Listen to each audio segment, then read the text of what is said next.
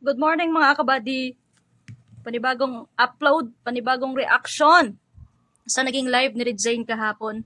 At ito ay patungkol sa kay Fujiko na sinasabi niya na muntik ng masagasaan dahil sa trauma. So wag na nating patagalin mga kabady, alamin na natin yan at bigyan natin ng reaction yan. Kaya wag na natin patagalin. Kaya tara, let's go!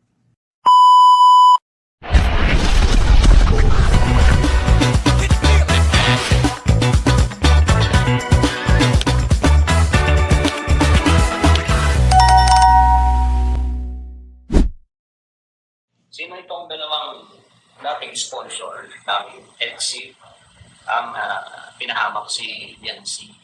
Oh, May idea na ba kayo kung sino?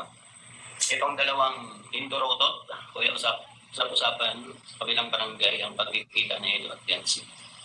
Shoutout Red Zane, Luis Alonso. ayun. So batay sa sa pangumpisa ng live niya, kung may idea daw ba kayo, kilala nyo yung dalawang sponsor na nagpapahamak kay Fujiko. So, continue pa natin mga kabady. Ayaw ko mag-name drop. Sabi ni Jam. Kilala niyo ba ito guys? Palike muna bago tayo magsimula sa ating topic ngayong gabi. Mahaba ito. Bakit na nagagawin ito? Kung ayaw, pwede na mag-usap din sa bahay. Sa bahay nila. Bakit kailangan pa nilang dalhin kung saan-saan? Tapos itong si Bakla naman, chismis na nagkikita. Ito, ayun sa sinasabi ni Red Zane, ayun daw sa bakla na to na nagchismis na sa pagkikita, si ano itong tinutukoy niya, si Erwin TV Official, na kung saan, yun nga yung pag-live niya na nakita niya daw si Fujiko tsaka si Edo na sa tabi ng kalsada o sa saan ba yun, na nakahawak sa bewang o sa balakang o ano man yun. Pero continue natin kung ano yung pahayag ni Red Zane dito mga kabady. Mga siraulo talaga, ano? Anong nangyari? Biyan, hello.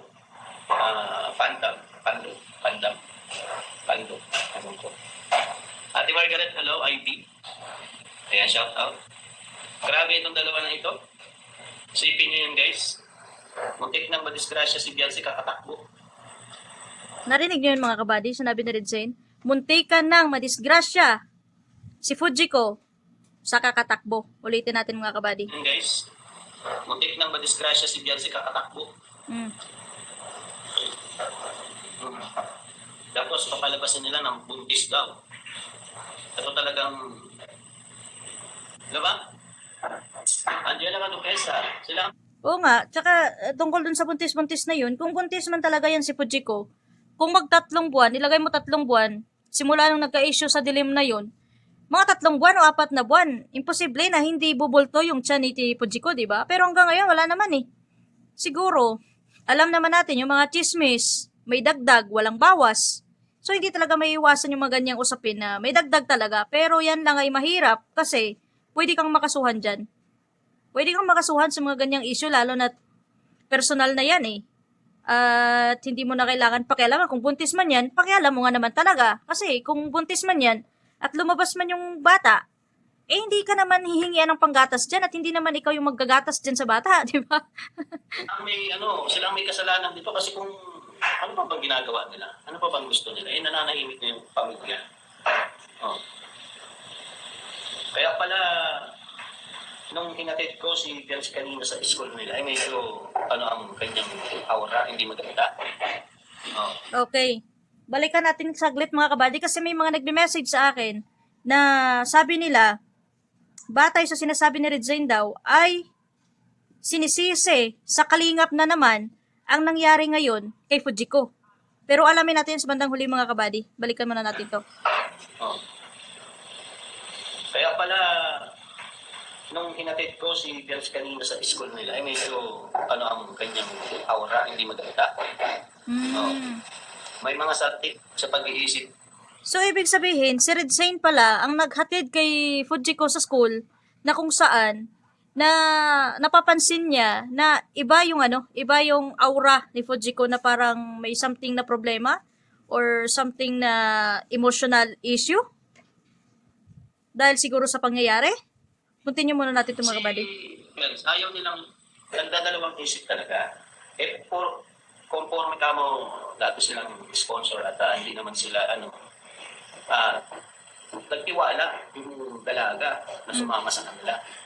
So, ibig sabihin, katulad ng mga nagme-message sa akin na sabi nila, si Red Zane daw, sinisisi, ang kalingap na naman sa nangyayari kay Fujiko ngayon. Batay dito sa napakinggan ko, sa nasabi ni Red Zane, yung sinisisi niya dito ay ang dalawang sponsor na yan ay nagpapahamak kay Beyonce ngayon. Hindi niya sinasabi na kasalanan ng kalingap. For clarification ng mga kabady, kasi may mga nagchat sa akin na kabady, napanood mo ba yung live ni Red Zane? Kasi sa kalingap naman niya sinisisi yung nangyari ngayon kay Fujiko. So ngayon, ang lumalabas pala dito sa pahayag ni Red Zane, itong dalawang sponsor na nagplano na hindi ko alam kung sinundo ba talaga si Beyonce para pumunta doon sa lugar na yon na kung saan nakita din sila ni Erwin TV. Pero ang ano lang dyan is sumama naman pala si Beyonce doon sa dalawang sponsor na kung saan niyaya siya.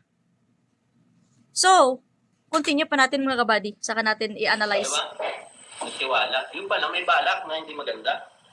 Pambihira yan. Ferdinando, Yahoo, Ate Margaret, Saray, malapit. Yan, huwag ka na. Sinong sponsor? Gusto niyo pala nga pangailanan ko? Ha? Mas maganda ito pag pinangalanan nito. Inaabuso nila ang kabaitan ng bata kung nakaparititahan sa kasuhan ko na sila, sabi ni Ivy.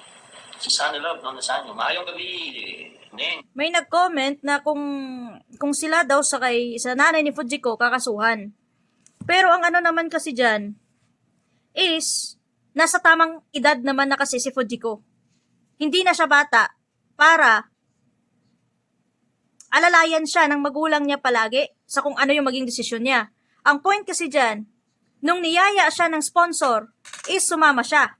Sumama siya mismo, hindi siya pinilit o hindi siya kinaladkad para pumunta doon sa location na yon na kung saan sila namataan na magkasama ni Edu. Pero ang pagkasabi ni Erwin kasi, nakita niya na sweet si Edu tsaka si Fujiko. Pero batay naman dito sa salaysay ni Red Zane ay nung nakita si Edu, tumakbo. Kaya muntika ng madisgrasya si Fujiko dahil nga tumakbo. So parang nagkakaroon na ng connection no, batay sa sinasabi ni Red Zane at sa naging pahayag ni Erwin TV na kung saan yan pa yung mainit na usap-usapin. So ang ano lang dito is si Fujiko naman kasi sponsor gani, kaya nga sa sumama dahil sponsor, kaya nga siguro siya nagtiwala dahil sa sumama, dahil itong dalawang sponsor, kung talagang sponsor to sila, may nabibigay at may nakukuha siguro si Fujiko at ang pamilya niya sa tao na to. Kasi sa ganitong sitwasyon, hindi naman agad-agad magtitiwala yan si Fujiko eh. Sa inyo mga kabady, kung hindi ba talaga sila sponsor at kung wala silang naibibigay, magtitiwala kaya si Fujiko na nasasama kapag niyaya siya? Sa ganun na lang setup no, sa ganung pag-iisip na lang. Kung hindi ito nakakakuha ng pera o anumang bagay na ibinibigay sa kanya, hindi agad-agad to sasama at hindi agad-agad to magtitiwala. Pero siguro may nakukuha to sa tao na to sa dalawang tao na to. Kaya siya nagtiwala at sumama. Kaya continue pa natin. May pagmasagasaan katatakbo kasi, siyempre may... Narinig niyo mga kabady, sabi ni Red Zane? May pagmasagasaan katatakbo kasi. Muntikan ng masagasaan dahil sa kakatakbo. Siyempre may trauma baga. Muntikan na siyang masagasaan sa kakatakbo dahil may trauma pa. Alam niya naman palang may trauma siya. Bakit pa siya sumama at lumabas ng tahanan nila na hindi kasama ang magulang niya? Alam niya palang may trauma siya eh. Sino ba naman kasi hindi matotrauma sa mga nangyayari? Ngayon lang ninyo nabibitawan yung salita na may trauma yung babae na yan na kung saan malapit-lapit na makatanggap ng sabuhay na niya. Nung panahon na hindi pa siya inaasikaso yung kaso niya, grabe yung panlalait at pag-iinsulto niya kay Kuya Val. Sino ba naman talaga kasi hindi magkakaroon ng trauma na nung panahon na wala pa siyang kaso na alam na kakaharapin ang yabang niya? Akala mo kung sinong mapagmataas, pero ngayon lang siya makaramdam ng trauma pagkatapos ng lahat-lahat. Kaya nga siguro hindi siya nakapag-live dahil nga may trauma. Pero sa totoo lang, kapag yung tao may trauma, kung totoo na may trauma yung tao, Kasi naranasan ko din magkaroon ng trauma eh. Ilag ka makisama sa tao, ilag ka na lumabas sa mga public na lugar. Kapag may trauma ka, gusto mo na lang mapag-isa. Gusto mo na lang sa tahimik na lugar. Pero kakaiba tong taong may trauma na to. Nakakalabas pa. At nakakasama pa kapag niyaya siya ng sponsor niya. Ano ba talaga yung nangyayari? Parang paikot-ikot lang yun, mga kabady. May trauma na. Kaya akala nila siguro, hindi totoo yung mga nangyayari dito. Ewan ko kung sponsor ba to o nagpapag... Ilang beses ni Red Saint Poet ulitin na may trauma. Parang ang hirap paniwalaan na may trauma si Fujiko batay sa kung anong pinapakita niya sa social media. Kailan lang naman siya hindi nag-live, di ba? 1 week ago. Nung time na nagla-live pa siya, ano yung pinapakita niyang asal? Di ba mapagmataas pa siya? Mayabang pa siya? Ang lakas niya pa manginsulto sa nakatulong sa kanya? Kaya ang hirap paniwalaan na may trauma si Fujiko. Sa ganong pinapakita niya na behavior niya, makakapaniwala ka kaya na may trauma yun? Sa ganong estilo? May trauma pa ba yun? Pagkakalam ko kapag may trauma, parang ilap ka pa makiharap sa kamera, makipagtawanan, makipag-isa pa dyan kung paano insultuhin yung tao na nakatulong, lalo na't nakakatanda sa'yo. Parang ang hirap paniwalaan mga kabady na may trauma siya. Dahil di ba nga, proud na proud pa siya sa ginagawa niya. Tanggap lang sila o daluyan lang naman ito ata. Hindi naman talaga ito. Pero yung isa daw, sponsor daw yun. Ayun ang sabi ni, kasi nung paghatid ko kay Bensi kaninang umaga, iba yung aura niya. Mukhang may dinaramdam talaga siyang, di ba? Pag bagong ligo ka at dapat fresh ang mo. Nakikita ko sa kanya na hindi maganda ang kanyang aura kaninang umaga. Nanggigigil ako sa galing ko. So, ibig sabihin, si Red Saint pa lang nagatid talaga sa kanya sa school na kung saan, bagong ligo nga, dapat looking fresh ka nga, pero yung nakinapansin niya at nakita niya sa kay Fujiko is parang may dinadala, parang may dinadaramdam na something about emotional or talagang natablahan na siya ngayon sa mga masasakit na salita ng binabato at hindi imposible na kahit sa school nila hindi makaka-encounter ng ganyan. Lalo na't nasa Bicol yan, kilala yung mga kalingap dyan sa loob ng Bicol. Or kahit hindi natin sabihin na nasa Bicol lang, kahit nasa iba't ibang lugar kilala yung kalingap, how much more dyan pa sa Bicol? Lalo na't nag-aaral siya. Iba't ibang tao yung makakasalamuhan niya, iba't ibang tao yung makakasama niya, hindi talaga maiwasan na magkaroon ka ng experience at ma-encounter na ibabash ka. Yung tingin sa'yo ng tao kung ano-ano na lang. Dahil din yan sa pinapakita niyang asal kung anong meron siya dito sa harap ng social media.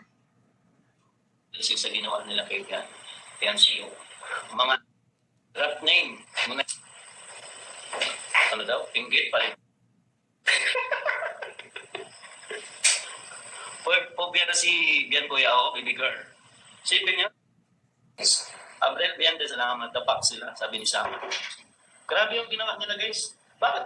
Kailangan pa nilang dalhin kung saan-saan kung gusto nilang pag-usapan. Wala mang problema. Di ba? Oh. Bakit? Ayun niya, kini-question na rin Zayn mga kabady na pwede naman daw pag-usapan sa bahay nila. Bakit kung saan-saan pa dinadala? Hindi din natin alam yung sagot ng dalawang sponsor na yan kung bakit mas pinili nila sa labas pag-usapan yan. Kasi katulad nga niyan, sa salaysay ni Erwin sa live niya, nung time na sinundan si Fujiko ng magulang niya, galit na galit. So may tendency, sa palagay ko lang may tendency siguro na hindi pumapayag yung magulang niya na tumanggap pa ng ibang tao sa bahay nila para papasukin pa or pag-usapan kung ano-ano mang issue. Hindi lang natin alam kung ano yung point o dahilan ng dalawa na yan kung bakit mas pinili nila iset sa labas. Dalawang point lang dyan mga kabady. Tutol yung magulang na makapabisita pa doon or hindi din natin alam talaga mga kabady kung anong dahilan ng dalawa na yan yung dalawang sponsor na yan. Ano pa nang dadalhin kung saan-saan? Alam naman nila ang kalagayan dun Akala nila nagbibiro lang o kaya ano lang ang itawag doon, nag-iinarte lang si Biancy. Diba? Ano sabi niya? Ano sabi niya mga kabady? Ulitin natin konti. Nag-iinarte lang si Biancy. Diba? Baka isipin nila nag-iinarte lang si Fiancé. Hindi. Sa palagay ko hindi. Kasi kapag ikaw sa sitwasyon na may trauma ka, kahit anong pilit ng tao or kahit nga magulang mo kakatukin ka sa kwarto, oy, halika na, lumabas ka na dyan, kain ka na. Kapag nasa ganyan kang sitwasyon, hindi at hindi ka lalabas, kukulong ka lang dyan sa kwarto mo, mag-isa ka lang, pipiliin mong mapag-isa. Pero katulad nito, may trauma pala siya, may phobia pala siya. Kung walang pinapaabot at kung walang natatanggap yan si Fujiko na pera o bagay sa sponsor na yan, sasama ba siya? Or kahit ipalagay natin na may natatanggap siya or may napapakinabangan siya sa dalawang sponsor na yan, na kung saan ang nag-set up pala sa labas na pagkikita, kapag may trauma ka, kahit anong pilit sa'yo, lalo na't may phobia ka, hindi at hindi ka sasama. Pero ginusto niya din Kaya siya sumama, di ba? Kasi kung hindi niya yun ginusto, bakit siya sasama? Katulad din yan sa pagpapatulfo nila. Kung ayaw nila talaga, hindi talaga sila makakarating sa tulfo. Ginusto nila Ganun lang yun. Pero napakalayo na na dahil may trauma, dahil may phobia, ganito, ganyan, bakit pa siya sumama? Kasi sa totoo lang talaga mga kabady, ulit-ulitin ko, kapag may phobia o trauma yung isang tao, piliin mo na lang na mapag-isa ka. Kahit sa magulang mo, kakatukin ka lang, kakain kayo dyan, hindi ka nga sasama dyan Kasi gusto mo magkulong lang sa kwarto, magsiksik lang dyan sa tabi ng gilid ng kwarto mo para lang mapag-isa ka kasi ayaw mo ng ingay, ayaw mo makipaghalubilo. Yan yung may mga phobia. Yan yung may mga trauma, pero kakaiba namang trauma to. Pati kung saan lugar. Drop name na Kuya Red Zane. Sabihin mo na name Red Zane. Sabihin ko na, Kuya, kasama ba ang... di ko alam, guys, kasi ang kasama lang talagang sinabi sa akin ay si Tinay. Yan, sinundot ni Tinay. Ayan, may na-drop name si Red Zane na si Tinay, yung naging kasama ni Fujiko. At sinundo ni Tinay. Si Tinay ang nagsundo daw Si Biancy. Tapos, yung dalawang sponsor sumakay daw sa tricycle ni Pade or something. Di ko sure kung ano talagang... Basta dalawa. So, ibig sabihin, si Tinay na yan ay ang nagsundo kay Fujiko at yung dalawang sponsor nakasakay sa tricycle ni Pade. Tama ba yung pag-intindi ko mga kabady sa sinabi ni Red Zane? Ulitin niya natin. Tapos, yung dalawang sponsor sumakay daw sa tricycle ni Pade or something. Di ko sure kung ano talagang... Basta dalawa kasama si Tinay. So, sino kaya ito? Alam ko LB, tsaka MM, parang ganun ata ang nito. Ano sabi niya? Pangalan? Pangalanan mo na rin nito.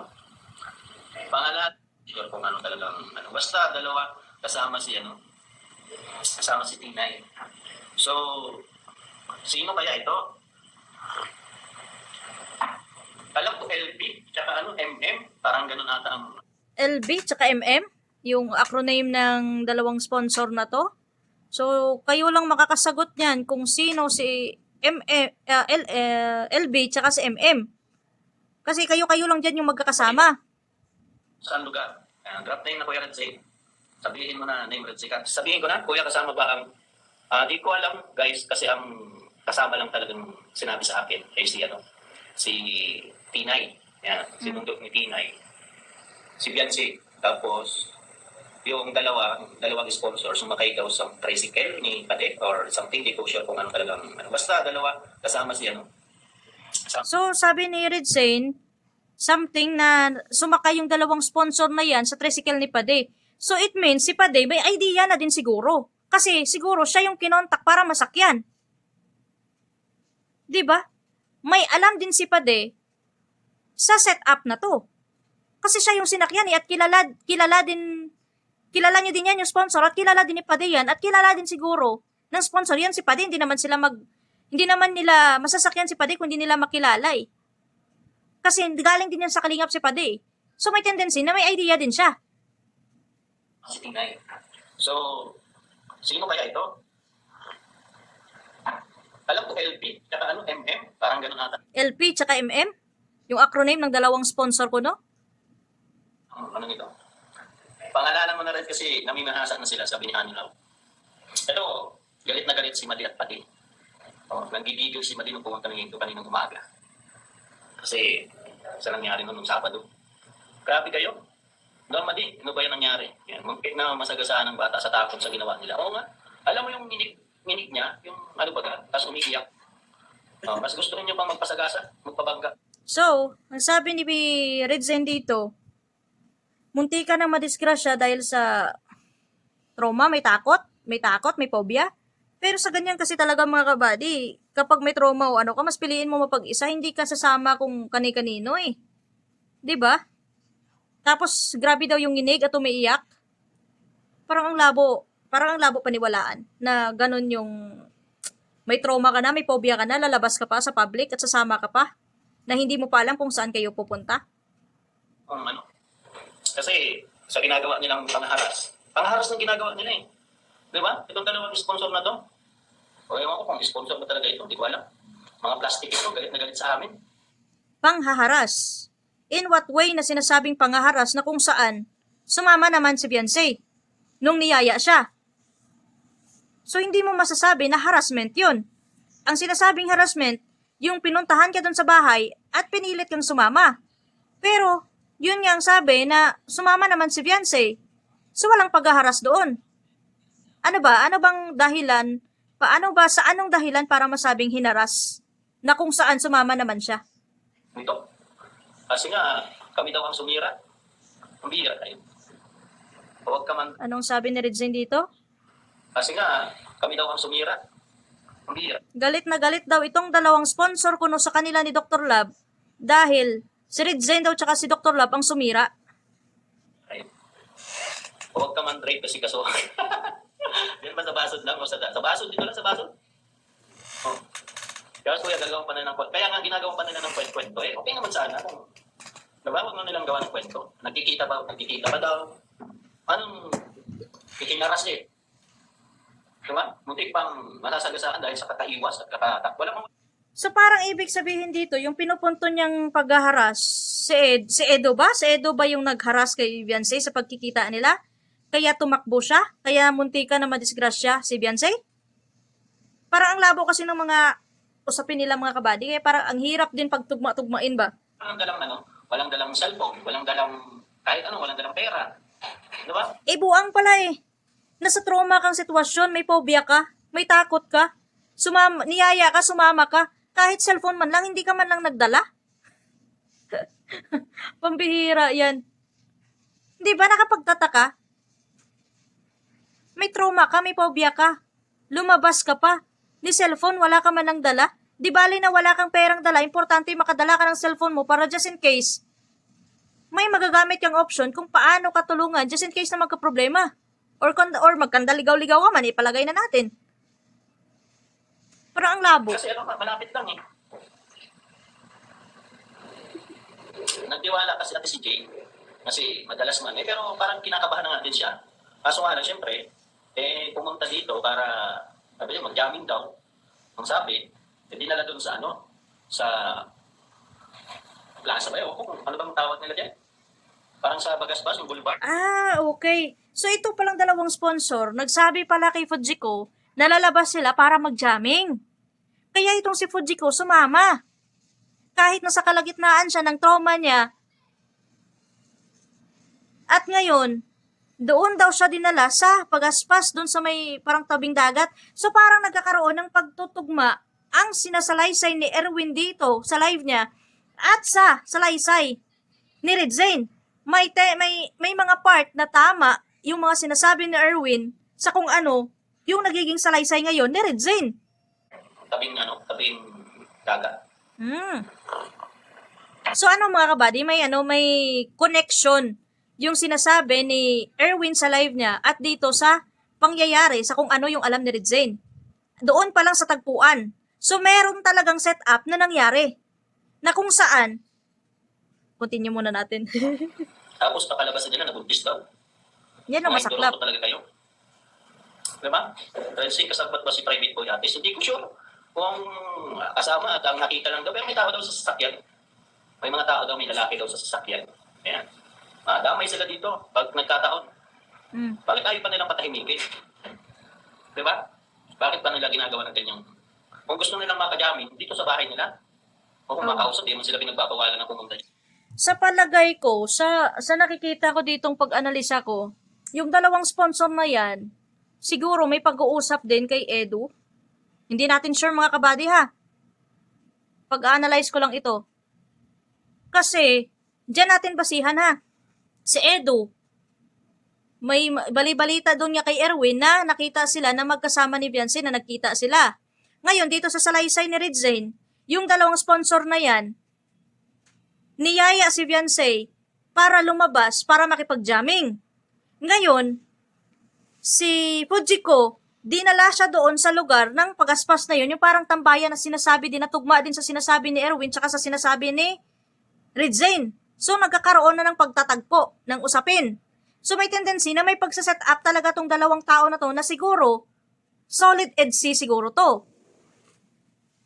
Kasi ang problema din kasi dito kay Edu, yung salaysay niya, hindi niya din napo-point out kung totoo ba talaga na may pagkikita sila or wala.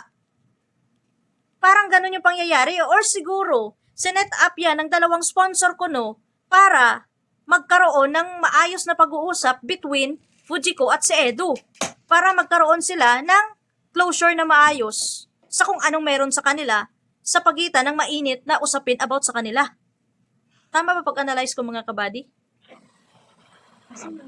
Kung talagang mga grabe, si Madi, mayak-miyak sa nangyari sa anak niya. Isipin mo yun, muntik nang masagasaan ng mga sasakyan dyan. Highway yan magbibilis ang mga sasakyan dyan Kaya siguro may sinabi sa LND na lumilipad daw yung tricycle. O yun nga, kasi sinundan nila. So totoo nga. May connect siya sa salaysay ni Erwin tsaka sa salaysay ni Red Zane. Na totoo nga na halos paliparin yung tricycle ng tatay ni Fujiko na kung saan sinundan pala si Fujiko ng nanay tsaka tatay niya. So totoo, may connection yung pahayag ni Erwin sa sinasabi ni Red Zane. Tama ba ako mga kabady? Kasi nag-alala talaga sila kasi wala nang dalang cellphone, wala kahit anong damit at ano lang. Yung suot niya lang talaga ang dala niya. Bakit kasi? Alam niyang nasa trauma siya, alam niyang nasa phobia siya. Bakit siya sumama na hindi pa pala nagpaalam sa magulang niya? Or else, nagpaalam nga siya, pero hindi sa maayos. Bakit naman siya susundan? Kung alam ng magulang kung sino yung kasama at kung saan siya pupunta. Tama ba ka mga kabady? Pero sa pag-analyze ko, may connect ang sinasabi ni Erwin sa kung ano ang pinapahayag ni Red Zane dito ngayon sa live niya. Nakamotor, kung pwedeng alam daw magmotor na si Beyonce, magmotor na daw siya. Ito talaga lalo nilang pinapalala yung sitwasyon. Wala atang mga utak ito Di ba? So guys, sinungaling yan sila. Sokla, wala na kasing may content, mahina na ang channel siya. Ngayon, pabalik-balik na lang sa mga may sakit sa ulo. Away kaya siya. Ang alam ko lang, Ate Martes Cortez, si Tinay. Diba? Si Tinay yung isa sa salarin dyan kung bakit dumating sila sa point na ganyan. Kasi si Tinay daw ang nagsundo Ayan. Panthers. Mukhang may alam dito si Panthers, guys. Kailangan bibilin ba yung isa siguro? Kilala ko yata. Ayan. LB tsaka MM, guys Taga-ibang bansa na bisita dyan rin sa Insta. Kaya, ang kiatay alam na. Shoutout, guys. Gaano katotoo ang pambihira? Kanang pulis dapat matanggal sa service. Yung dalaga magkaroon ng depression, bakit si Olive TV naniniwala ata sa at karanalan niya sa diba? Mahirap yan guys, kasi kung may mangyari ito, sabihin naman, kaatayan lang naman. Mahirap talaga. Grabe na yan, kawawa si Genty. Ang problema naman kasi dyan, kay Fujiko, alam niya kasing nasa trauma siya, alam niya kasing nasa phobia siya, bakit pa siya sumama? Na kung saan hindi niya pa alam kung saan yung exact location at kung ano yung meron doon. Dapat, kapag ganyan, na may gusto kang samahan, dapat tanungin mo, saan ba tayo pupunta? Mamaya, dadalhin ka sa club, papagahasa ka, may magagawa ka pa pag nandoon ka na? Kung hindi ka ba naman kasi aanga-anga, sasama ka sa tao na hindi mo alam kung saan ka pupunta, kung saan ka dadalhin at kung sino-sino makakasama mo? Kahit nga grade 1 ngayon kapag niyaya mo, tatanungin ka, saan ba tayo pupunta? Sino makakasama natin? Anong gagawin natin? Yan, si Fujiko na ang tanda na niyan.